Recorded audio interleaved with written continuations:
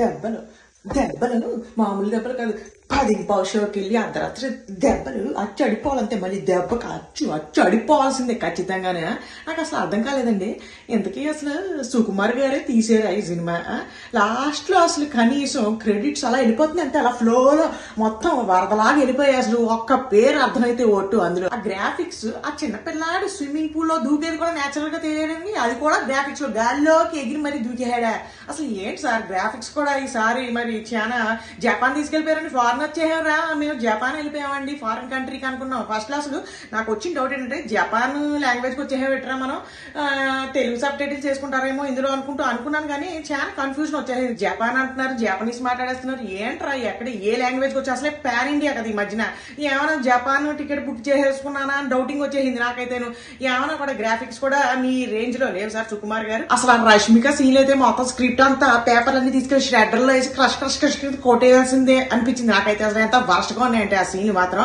అసలు ఎందుకు అసలు సుకుమార్ గారు తీసారా లేకపోతే ఎవరికైనా ఇచ్చేసి నేను మళ్ళీ కలుస్తాను సార్ అనుకుంటే ఆయన వెళ్ళిపోయారా? అల్లు అర్జున్ గారు మాత్రం సూపర్. అసలు అంటే స్టోరీ అయితే మాత్రం నాకు అస్సలు నచ్చలేదు. ఎవడేమని అనుకోండి, అల్లు అర్జున్ గారు మాత్రం ఒక 2 సన్నివేశాల్లో అద్దరం కొట్టేసి పూనకం వచ్చేసింది అంతే. ఇంకా పూనకాలు లోడింగ్ అన్నట్టు ఆ టైటిల్ ని కరెక్ట్ గా పెట్టేసి అసలు పూనకమే, ఇంకా మామూలు పూనకం కాదు అసలు.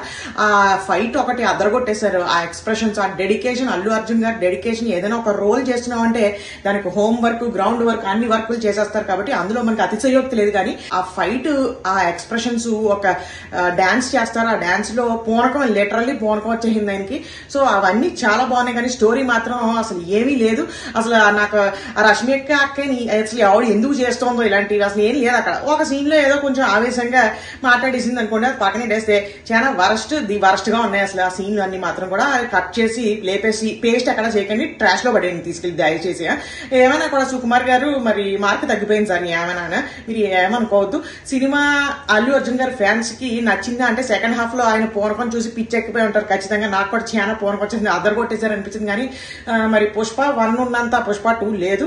సో మరి మీ ఇష్టం. థియేటర్కి వెళ్ళి చూస్తాం అనుకున్న వాళ్ళు సెకండ్ హాఫ్ లో మాత్రం పిచ్చిగా ఎంజాయ్ చేస్తారు గ్యారంటీ. అది కూడా అల్లు అర్జున్ గారి పెర్ఫార్మెన్స్ మాత్రమే. ఉంటానండి. చెకావత్ గారు సార్ గుండు నెక్స్ట్ 3 లో జుట్టు రావాలని కోరుకుంటున్నాను. చాలా మంది విగ్గులు కుట్టిస్తున్నారు, వెళ్ళిపోండి సార్, కొలాబ్ చేసేయండి మీరు కూడా. Thank you very much.